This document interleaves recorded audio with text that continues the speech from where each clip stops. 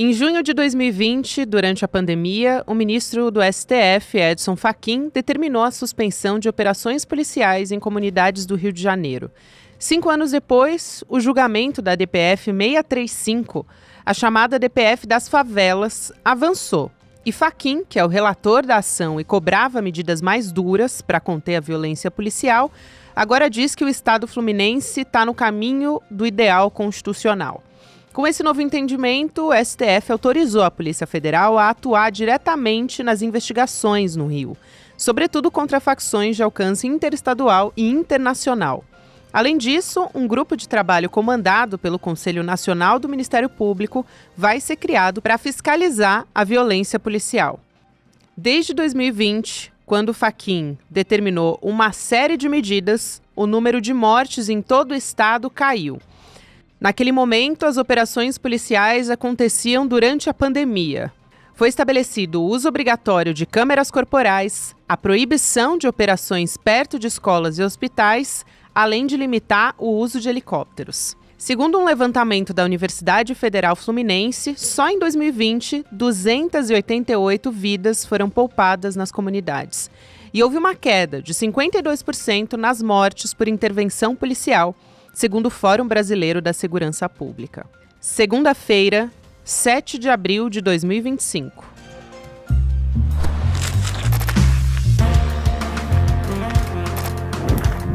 Sou Gabriela Varela, esse é o podcast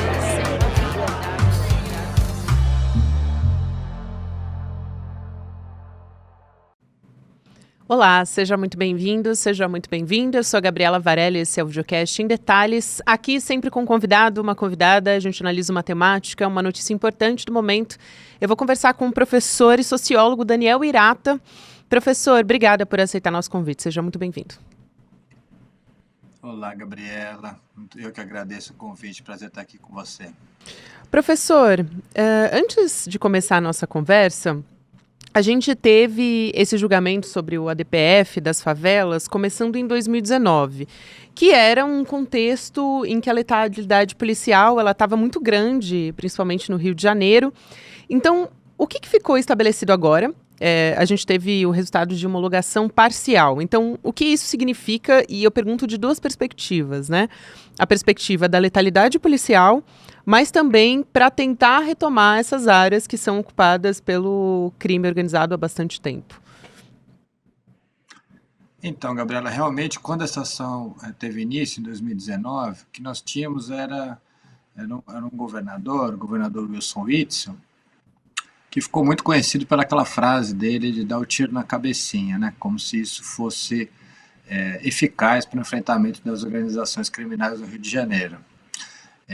Então, com o estímulo do governador do estado, nós chegamos aí a 1.814 mortos em 2019.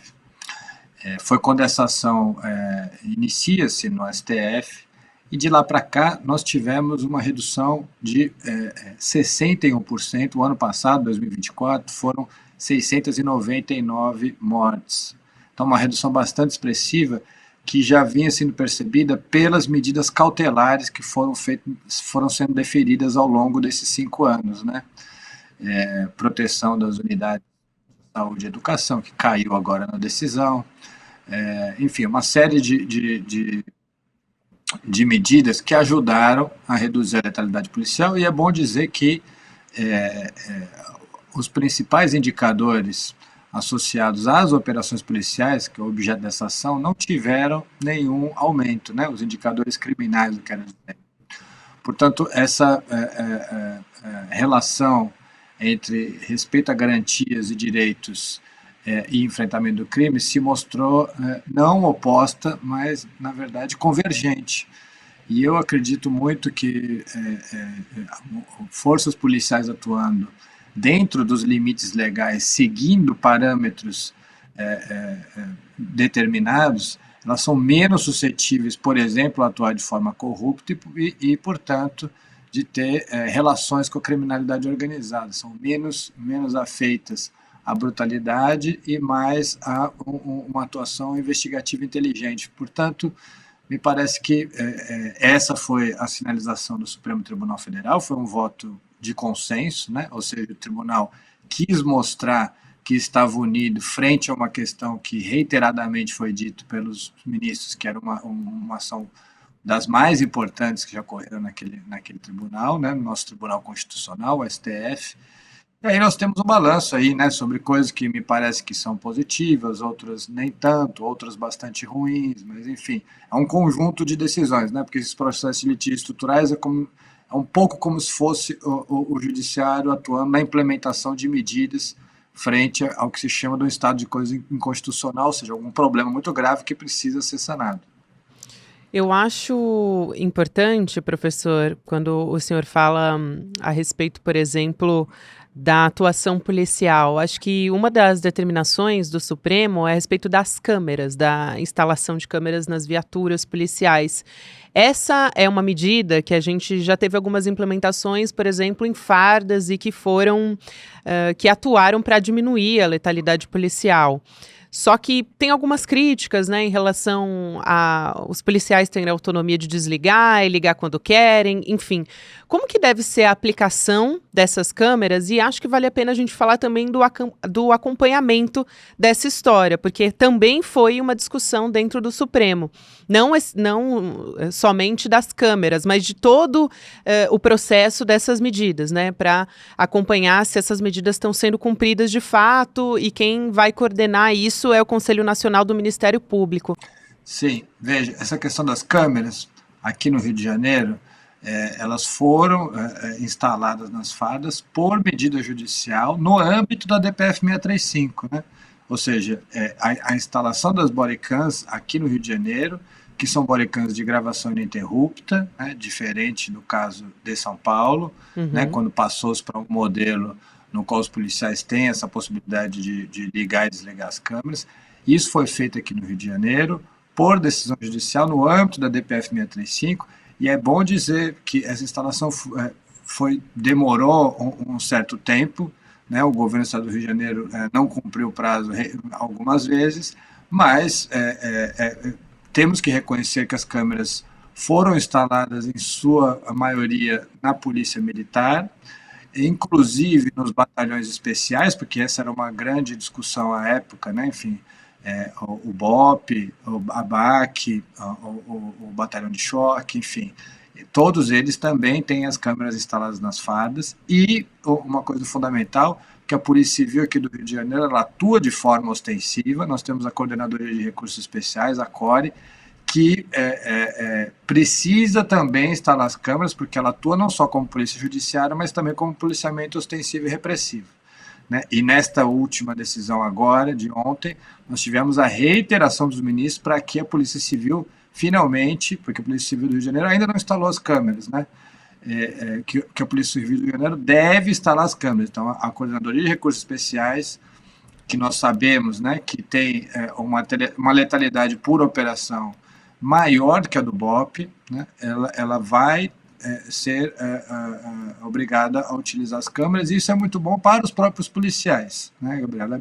É bom para os policiais que atuam corretamente, porque produz-se provas de que mesmo quando é necessário o uso da força letal, né, enfim, o policial estava agindo corretamente. Então, isso dá um amparo, uma segurança jurídica para o policial, que é uma coisa muito importante. Né, o próprio policial. Protege o policial.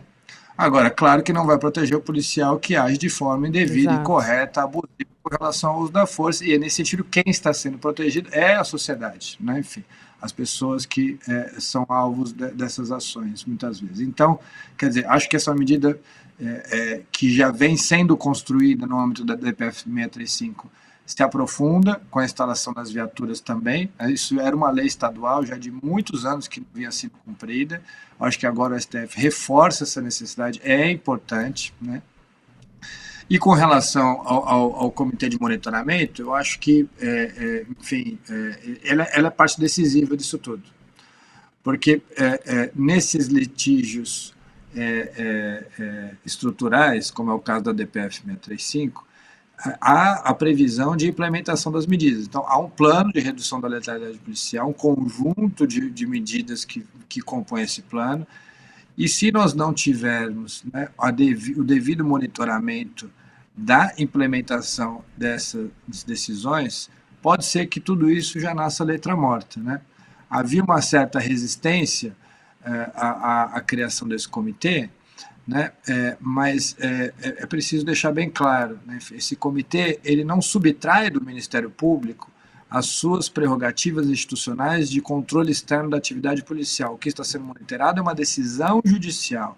Não se está, de maneira nenhuma, invadindo de forma indevida as atribuições, reitero, constitucionais do Ministério Público de controle externo, né? Isso aqui, na verdade, é um espaço que vai ser, me parece, né, não temos muitas informações até o momento, mas parece que vai ser um espaço plural para que essas medidas sejam acompanhadas, munidas de informações, enfim, para poder reportar ao Supremo Tribunal Federal como é que as decisões estão sendo cumpridas. Professor, tem um ponto importante que, enfim, tem pontos de crítica dessa DPF aprovada, como, por exemplo, a perda da proteção ao perímetro das unidades de educação e de saúde, né? E esse, eu digo que é um ponto importante porque a gente está falando da proteção de crianças durante essas operações. A gente teve diversos casos, alguns são simbólicos, como o caso da Agatha Félix, em 2019, que morreu também numa operação no Complexo do Alemão. Enfim, qual é o ponto dessa história? Como é que era antes? Como é que fica agora?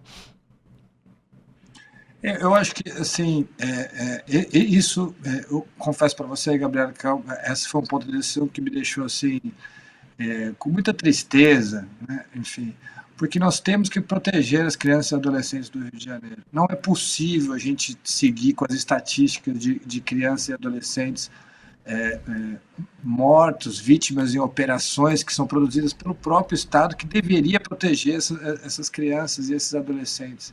É uma coisa assim que realmente assim, eu não consigo conceber como é que essa decisão foi feita, né? Ou seja, no âmbito da DPF 635, nunca se proibiu a realização de operações policiais, como se propalou aqui e ali de forma ou equivocada ou invocando ao erro, né? Enfim.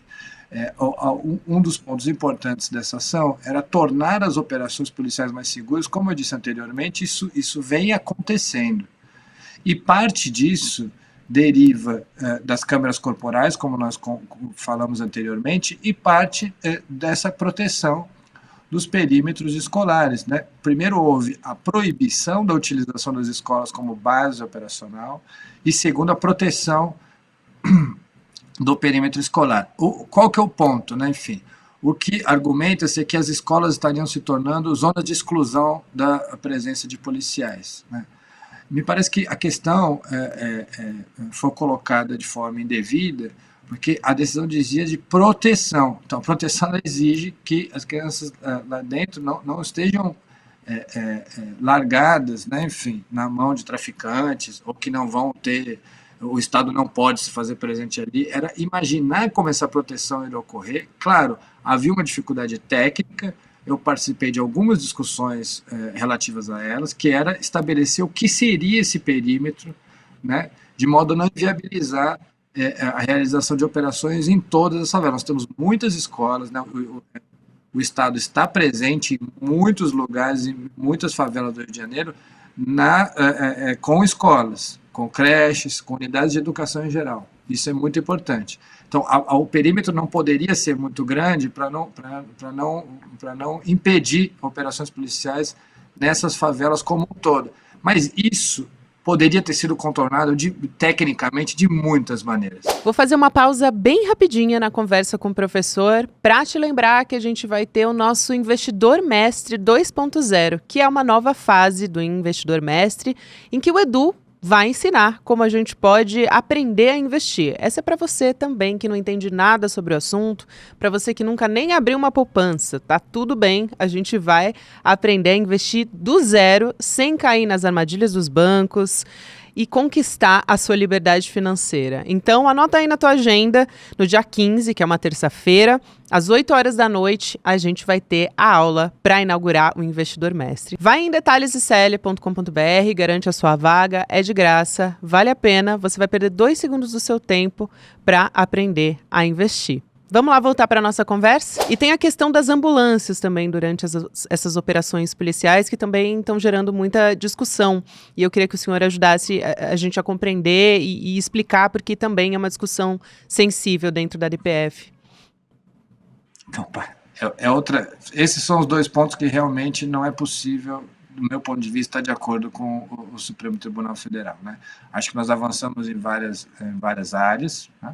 Agora, eles restringiram, havia a decisão liminar dizia que as operações policiais necessitavam de ambulâncias para acontecer. Eu acho que isso é absolutamente normal. Tem operações que mobilizam mais de 150 homens, armados com fuzis, há veículos blindados, né? Por vezes 2, 3 caveirões blindados, cada caveirão pode comportar de 12, 18 homens com fuzis, enfim, e mais as guarnições que entram por terra, enfim, são muitas pessoas armadas entrando em lugares densamente povoados e com a presença de grupos armados. Então, assim, me parece que é de absoluto bom senso a necessidade de você ter uma ambulância em uma ação tão sensível assim, mobilizada pelo Estado, enfim, pelo Estado.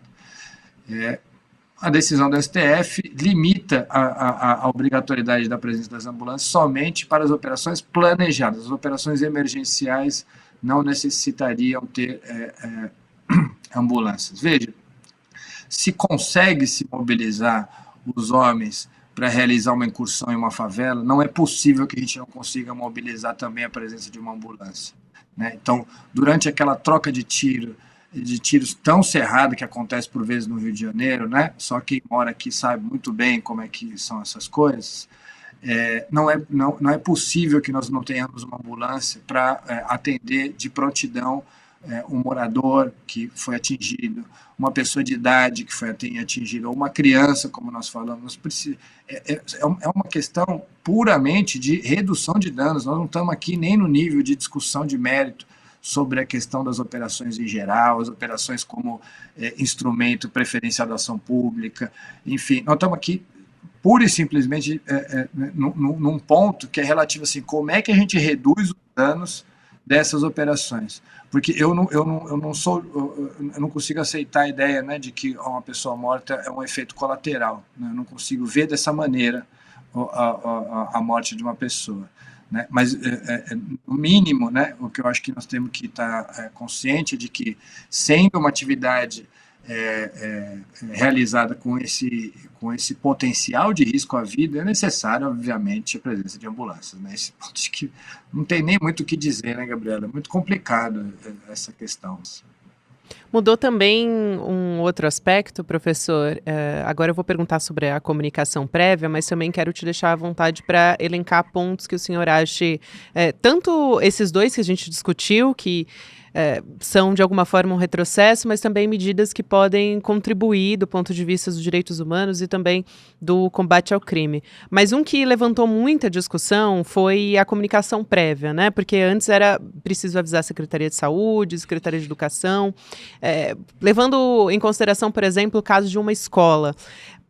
Se considerava avisar a direção, por exemplo, essa pessoa que tem informação de que vai acontecer a operação, ela poderia ser questionada por um traficante, a vida dela poderia estar em risco, enfim. Essas discussões foram colocadas. E esse cenário agora também está diferente com esse julgamento.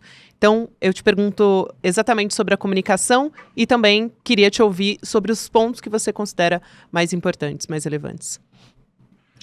Eu acho que há sempre possibilidade de criar um sistema de comunicação que permita uma preparação ali das escolas, né, para atuarem em protocolos de segurança para as crianças que ali estudam, né, enfim.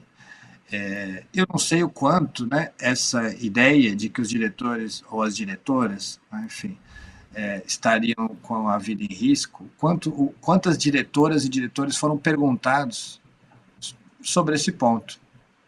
Foram perguntados mesmo? Quem é que está dizendo que os diretores correm risco? Né? Enfim, essas são perguntas importantes porque elas aparecem assim, né? E quem enuncia a afirmação é importante que diga exatamente de onde está vindo. Não estou falando de você, Gabriela. Você está aqui colocando coisas que foram ditas por autoridades, né, Isso. públicas do Estado do Rio de Janeiro. Né? Então, estou Uhum. me referindo a essas autoridades. Né? Enfim, essas autoridades elas conversaram com as diretoras das escolas. Qual foi o retorno que elas tiveram com relação, né, à comunicação? As diretoras acham positivo poder se preparar para que, sabe, quer dizer, a segurança pública ela é uma área tão dominante, né, no âmbito do Estado do Rio de Janeiro, né, uma das pastas mais ricas, bem mais do que a educação, por exemplo, né? Ela é tão dominante que, por vezes, decisões são tomadas em áreas diversas, sem que a gente tenha exatamente, né, enfim, uma conversa mais próxima com aqueles profissionais que não são da segurança pública, mas são afetados pela segurança pública. Então, por exemplo, toda a área de educação ela é fortemente afetada no Rio de Janeiro. Nós temos impactos não só da atividade policial, né, do conflito armado como um todo no Rio de Janeiro. Bom dizer, né, não se trata de dizer que os policiais e as operações são os únicos responsáveis. O controle territorial armado do Rio de Janeiro produz impactos na educação que são evidentes, né? Mas essas pessoas elas têm que estar incluídas nessa conversa. Eu acho fundamental que, por exemplo, o Comitê de Monitoramento utilize indicadores não só da segurança pública para avaliar o sucesso da implementação das medidas, mas também indicadores de outras áreas, né? Ou seja, se nós temos aqui, e isso já foi demonstrado em pesquisas, né, enfim, um impacto, por exemplo, na performance escolar de crianças que moram em áreas conflagradas, nós temos que ver se essa performance escolar está melhorando através das medidas. Ou seja, o que eu estou querendo dizer, Gabriela, é que eu acho que é importante, como a segurança pública ela impacta outras áreas, é importante que as outras áreas possam também se pronunciar a respeito desses impactos, sabe? E segurança pública também é uma ciência, né, professor? Também deveria ser aplicada com base em estudos, em pesquisas, né, em evidência científica. Isso é o que eu e o meu grupo nós lutamos há anos, né? Enfim, de que vejo as pesquisas elas não vão indicar ao gestor, ao político o que eles têm que fazer, né? Porque se eu pensasse dessa maneira eu seria um tecnocrata, mas as pesquisas elas podem ajudar na tomada de decisões, né? Porque muitas vezes o representante político, que é quem tem a legitimidade, foi a pessoa eleita e a pessoa que, portanto, deveria ser capaz de decidir os rumos do Estado e da sociedade, né? Essa pessoa, quando ela tem a ciência como conselheira, quando ela tem dados, né, enfim, isso ajuda nessa tomada de decisões. Porque muitas vezes o puro impressionismo nos trai, nos engana, né? Enfim, é claro que a experiência profissional de vários pontos de vista ela é fundamental para o gestor escutar, ver quem está trabalhando na ponta, ver como é que supera, qual o retorno que essas pessoas que estão ali no dia a dia elas têm. Agora, também é importante a análise baseada em dados, em evidências, né? Enfim, é uma composição de coisas que deveria ser conselheira nessas horas, né? Enfim, mas isso, na área de segurança pública, infelizmente, é particularmente problemático, né? Nós temos aí, por exemplo, na área da saúde, na própria área da educação, nós temos isso muito mais bem estabelecido, né? Enfim, mas na segurança pública, infelizmente, nós temos aí uma pobreza, né, de dados e evidências, um nível de discussão que é realmente bastante baixo. Sem dúvida. E aí, só para complementar a segunda parte da pergunta, sobre as medidas que o senhor considera que são um avanço importante na ADPF. Acho que nós temos aí, por exemplo, a indicação da presença da Polícia Federal e da Coaf no Rio de Janeiro. Acho que isso é fundamental, porque são dois órgãos, né, enfim, que já se demonstraram de alto nível e competência em outras oportunidades. A Polícia Federal tem feito um trabalho aqui no Rio de Janeiro que é realmente exemplar, né? Enfim, vou fazer uma comparação aqui, né? Enfim, a Polícia Federal ela faz uma operação mirando, por exemplo, o tráfico de armas e apreende de uma vez 100, 150, 200 fuzis, né? Enfim, por quê? Porque a Polícia Federal ela atua de forma investigativa e vai fazer a operação policial para apreender aquelas armas, né? Enfim. E não fica ali fazendo operações policiais custosíssimas, pegando droga no varejo, ali, uma droga por operação, uma arma por operação e etc. Né? Enfim, a Polícia Federal se demonstrou muito competente, por exemplo, no desbaratamento do caso envolvendo a morte de Marielle Franco e vários outros casos. Então, a presença da Polícia Federal é muito bem-vinda no Rio de Janeiro, assim como da COAF, para a gente poder rastrear as movimentações financeiras, né? A COAF é um instrumento muito poderoso para a gente chegar nos lugares onde normalmente é mais difícil, ou seja, as posições de comando, de lavagem de dinheiro, né? Parte do crime não acontece só em favelas e periferias urbanas e que pouco é atingida, né, na maior parte das vezes. Então isso acho que é um avanço bastante importante, assim como eu acho que é importante também destacar o detalhamento que foi feito com relação à realização das perícias e da atuação da polícia científica. No Rio de Janeiro, infelizmente, a polícia científica não tem a autonomia necessária para realizar o seu trabalho, né? Então, a polícia científica ela é uma coordenação dentro da Polícia Civil, isso não é o ideal, né? Os protocolos internacionais sempre dizem que isso não é o ideal, né? Então, por exemplo, você pode ter o caso, como a gente estava falando aqui, da Coordenadoria de Recursos Especiais. A Coordenadoria de Recursos Especiais faz uma operação, há pessoas que são mortas, e aí quem vai fazer a perícia daquele local, a necropsia, etc., é uma coordenação da mesma instituição. Então isso é bastante problemático. Não foi resolvido com a DPF, mas nós tivemos avanços importantes, há coisas que são tecnicamente muito relevantes, sabe? Parece pouco, mas, por exemplo, o registro fotográfico, né, da perícia de local e também do exame de necropsia, eles são fundamentais para que a gente possa fazer uma avaliação mais pormenorizada dos laudos forenses no momento posterior, né? Isso é um protocolo bastante básico e que no Rio de Janeiro ainda havia dificuldade de ser cumprido. Enfim, há uma previsão de investimentos da polícia científica. Então, em que se pese, né, a polícia científica ainda não ter a devida autonomia financeira, funcional e administrativa, ao menos ela tem alguns protocolos previstos em lei, né, enfim, e que agora vão estar mais explícitos, né, enfim. E, por fim, acho que um ponto fundamental é a atribuição ao Ministério Público de atuar nos casos da letalidade policial de forma independente. Isso aí é uma questão também, como eu disse, bastante básica, né? Enfim, aquele agente que pratica a morte não pode ser o mesmo que investiga. Então, o Ministério Público, ele agora tem essa atribuição que já havia sido prevista, mas o Supremo chancela mais uma vez isso. Então, veja que nós temos um conjunto de pontos que vão incidir certamente no Rio de Janeiro para um avanço no enfrentamento da criminalidade organizada, mas, como eu disse, de forma técnica, com uma boa perícia, com policiais que atuam de forma investigativa, com agências de investigação, de modo que eu acho que nisso o Supremo acertou bastante, né, a gente poder sinalizar de que segurança pública se faz com preparo, com transparência, com eficácia, com investigação. E aí eu acho que esses são os sinais que foram dados aí para o Estado do Rio de Janeiro. A ver agora como isso vai ser implementado, né? Porque nós terminamos a fase do julgamento ontem, agora nós vamos entrar na etapa mais importante, que é a implementação. Que é a aplicação, né? Exatamente, professor. Essa decisão aqui, só para reforçar o que diz o professor, determinou que vai ter uma equipe exclusiva, permanente na Polícia Federal, né, para produzir inteligência sobre grupos criminosos, facções, e aí o COAF e a Receita Federal entram nessa história também, que o professor ressalta aqui, né, para participar, né, e dar a máxima prioridade das diligências nesse processo todo. Professor Daniel Hirata, um prazer te receber aqui, muito obrigada, foi muito esclarecedor. Um abraço e até uma próxima. Eu que agradeço, fico às ordens aqui, Gabriela. Até mais.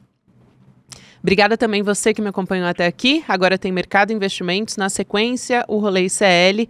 E você pode ouvir um Em Detalhes nas plataformas de áudio em qualquer momento do seu dia também. Até amanhã. Tem corretora famosa e grande aí sendo processada porque está vendendo coisa que está prejudicando demais os clientes. Tem gente perdendo dinheiro que juntou a vida inteira investindo em coisas assim perigosíssimas que foram oferecidas por essas corretoras. E as corretoras não estão nem deixando a gente falar sobre isso. Estão processando um monte de influenciadores aí que estão alertando as pessoas. Gente, só tem uma maneira de se proteger disso. Entendendo como funciona esse mundo das finanças e dos investimentos. A notícia boa é que é muito mais simples do que vocês imaginam. E se ensinado da maneira correta, é até divertido. Eu preparei uma aula para o dia 15 de abril, uma terça-feira, às 8 horas da noite, que eu queria que todos vocês participassem. Uma aula rápida, muito gostosa de fazer e que vai transformar para sempre essa caminhada financeira de vocês. Dia 15 a gente está junto lá.